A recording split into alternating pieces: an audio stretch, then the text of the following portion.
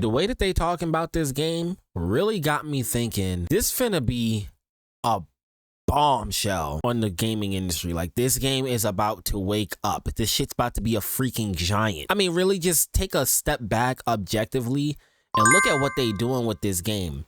No, it's not following like every single trend. It's not doing all of the things that a bunch of other games out there are doing. It's taking themes and elements of certain games, aside from them dropping a demo, which is still like unheard of in today's gaming industry, is the behind the scenes stuff that they're showing. I don't want to show off everything because that would just be blatantly taking the video that they dropped from PlayStation, but I really want you guys to listen in to what I'm about to play for you and rewind it and maybe go to the original video that's like 10 minutes long and really sit there and take in what they're saying. This is made by people that really actually care about their games and care about making the game as polished as possible upon first release.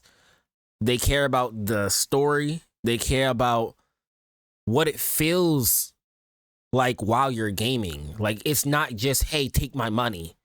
We're trying to get the next buck. We're trying to be next corporate gaming industry. We're trying to be that next big thing. No, we're like, we want to shape this game very intricately with this piece, this piece, this piece.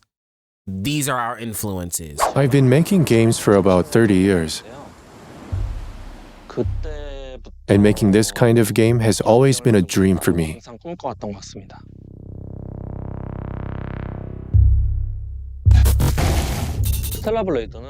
Stellar Blade has been influenced by various countries, but in particular by Korea. Korea has developed extensively over the years, with structures that had gone through cycles of construction and decay. Seeing those buildings crumble felt post-apocalyptic to me. I wanted to capture this unique charm in Stellar Blade.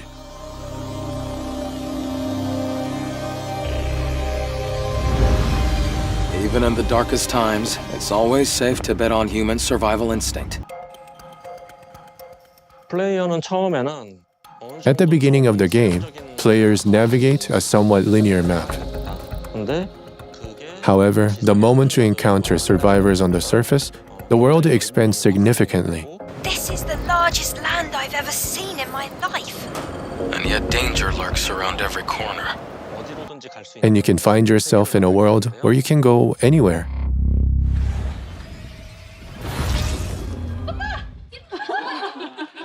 Describing Stellar Blade's sound in one word would be clang.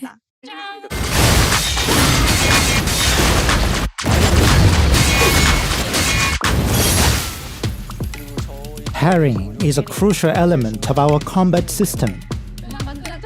Our goal was to make a fast, colorful, and stylish combat. We were inspired by games such as God of War, Sekiro, Dark Souls, DMC, and Bayonetta. What was the blocking button? We made a huge effort to make weapon hits more impactful and make combat sequences more dynamic.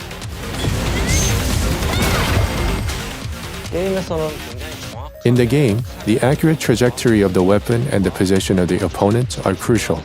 We did our best to precisely align these elements to convey the feeling of the sword penetrating the opponent accurately. These are cases where, depending on the situation, I might cut through or sever an enemy's body using a sword. I believe this is a crucial element, not just for the sake of gore, but also to give the feeling that the player is effectively utilizing a sword and give the feeling that you are really fighting. The functions of the DualSense were incredibly helpful for that. You'll be able to feel it right on your fingertips. Add this to the sound, motion, enemy reactions, and effects. All of these elements combine in perfect harmony. All I can think is, this is really about to be a masterpiece. This shit's about to be a great game. that people are going to be able to talk about for the next coming months, years. It's really it's about to be like a PlayStation classic. That's what I'm feeling like right now. The way that they're talking about this game, the way that they're marketing this game, I've bought into it now.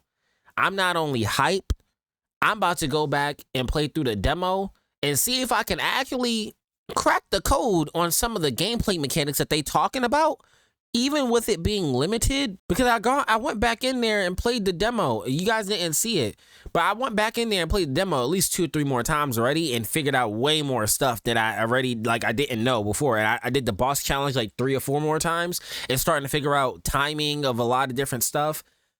The game is very, very specific. It's very niche. It's very on point. And he made a very solid point inside this video that the game is very heavily focused on your parries. What's a block button? He made the joke, right? Again, I don't want to ramble and I don't want this to be too long. Listen in to some of the stuff they have to say. And I'm going to catch you in the next video.